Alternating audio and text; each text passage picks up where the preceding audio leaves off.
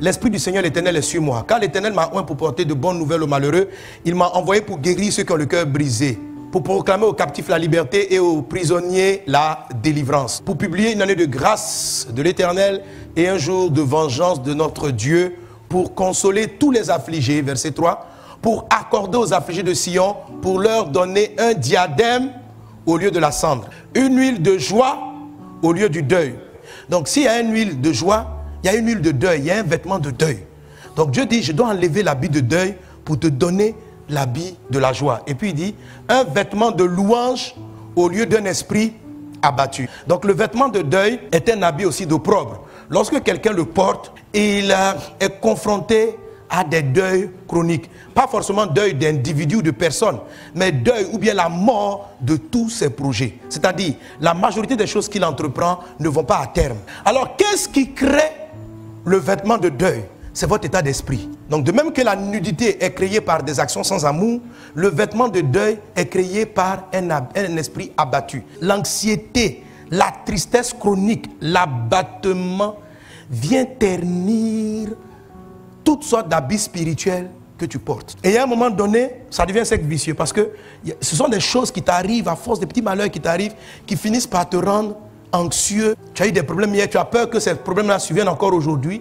Et cette anxiété-là va salir ton habit. Et quand l'habit est devenu sale en termes de deuil, lui-même, il va entraîner donc Satan et ses démons à ta droite qui vont davantage mettre la pression pour tuer à nouveau tout autre projet que tu entreprends. Et quand les nouveaux projets meurent, ça t'attriste. Or, quand tu es attristé longuement, ça te salit encore. Ça te salit encore, ça tue davantage tes projets. Les personnes qui sont ainsi, à un moment donné, elles sont là et disent, bon, comme le pasteur a dit dans son message, n'abandonnez pas, persévérer. Bon, je vais commencer un autre projet. Mais quand tu commences, tu dis, est-ce que ça va marcher encore? Et dans ma vie, là, les choses échouent tellement. Oh, bon, Dieu, aie pitié de moi un jour, vraiment, jusqu'à quand? Vraiment, faut me faciliter la vie. Mais ton état moral même est celui-là même qui va entraîner la cessation de ce que tu viens de commencer. Ce qui est tombé parmi les épines, ce sont ceux qui, ayant entendu la parole, ils s'en vont, mais il a dit quoi? Et la laisse quoi? Qu'est-ce qu'il y a écrit? Et la laisse. Donc une parole qui vient du ciel peut être étouffée. Il dit, il la laisse étouffer par quoi? Par les soucis, par les richesses et les plaisirs de la vie.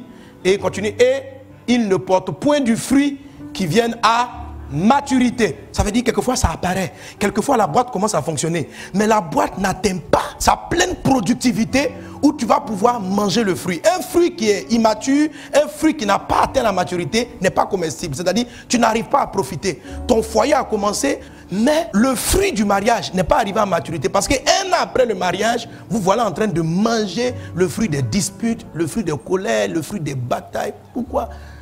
À cause des soucis. Donc, la clé, c'est la joie. Tu dois couper le cycle des soucis. Tu dois arrêter de t'inquiéter. Jésus dit dans un autre passage, il dit, ne vous inquiétez pas du lendemain. Le lendemain même aura soin de lui-même. Il dit, est-ce que tu peux ajouter une coudée à ta vie par l'inquiétude? Tu n'as pas l'argent pour payer le loyer. Ok. Maintenant, comme tu n'as pas l'argent, tu veux te soucier. Ça ne va pas amener l'argent. Donc Dieu dit, comme ça ne va pas amener l'argent, ce n'est pas la peine d'attarder ton esprit. C'est quelque chose qui ne va pas résoudre ton problème. Tu sais, c'est une perte de temps et d'énergie. Et les gens ne comprennent pas. Il y en a qui ont compris, quand Jésus dit, ne vous inquiétez pas du lendemain. Il y en a qui ont compris que Dieu est en train de dire, ne pensez pas au lendemain. Il n'a jamais dit de ne pas penser au lendemain. Il dit, ne vous inquiétez pas. S'inquiéter, c'est un souci négatif en pensant à demain. C'est ça qu'on appelle. C'est-à-dire, quand tu penses à demain, là, tu es triste. C'est ça qu'on appelle l'inquiétude. Il dit, ne vous inquiétez pas du lendemain. Il n'a jamais dit de ne pas prévoir le lendemain. Il dit, quand tu penses à demain, ne sois pas triste. Quand tu penses à ton loyer qui va arriver à la fin du mois, ne sois pas triste dans le présent. La fin du mois n'est pas encore arrivée. Ok? J'arrive à coupler le cycle du deuil. J'arrive à enlever l'habit de deuil. Ce n'est pas en rattachant mes humeurs à mes situations présentes. Parce que les circonstances présentes sont très aléatoires. Elles peuvent être positives, elles peuvent être négatives. Si tu es content parce que tout va bien, tu seras aussi triste. Ce que tu fais en fait, c'est ça la clé. Tu regardes le futur, tu imagines un bon événement dans le futur, et puis tu souris déjà dans le présent. Amen. Ce n'est pas du tout compliqué. On va faire un test, ce n'est pas du tout compliqué. Regarde-moi. Demain, imagine, tu reçois un coup de fil. On dit, monsieur, voilà, un jour vous avez fait du bien à quelqu'un dans la ville. Et il a décidé de vous rémunérer, de vous dire merci. On dit, qu'est-ce qu'il me donne? 300 millions de francs CFA. Regardez, je vous ai vu sourire. Ce n'est même pas arrivé. Mais pourquoi tu souris? Par anticipation. Amen. C'est-à-dire, le simple fait d'imaginer un bonheur te fait sourire dans le présent. C'est ce qu'on appelle la réjouissance en espérance. C'est-à-dire, j'espère et ça me fait rire dans le présent. C'est comme ça que vous arrivez à bloquer le cycle du deuil. Jérémie était dans la galère, frère. Il dit, quand je pense à la galère, à la misère, quand je pense à ma détresse, à l'absinthe et au poison, quand mon âme s'en souvient, quand il se rappelle ce qu'on lui a fait, quand il voit ce qu'on lui dit, quand il regarde le fait qu'il n'a même pas d'argent, il est dans la misère pour manger, ni pour payer son loyer. Et puis verset 21, il donne la solution maintenant. Il dit, voici ce que je veux repasser. Ça veut dire quoi repasser? Ça veut dire qu'il faut passer, il faut passer une deuxième fois.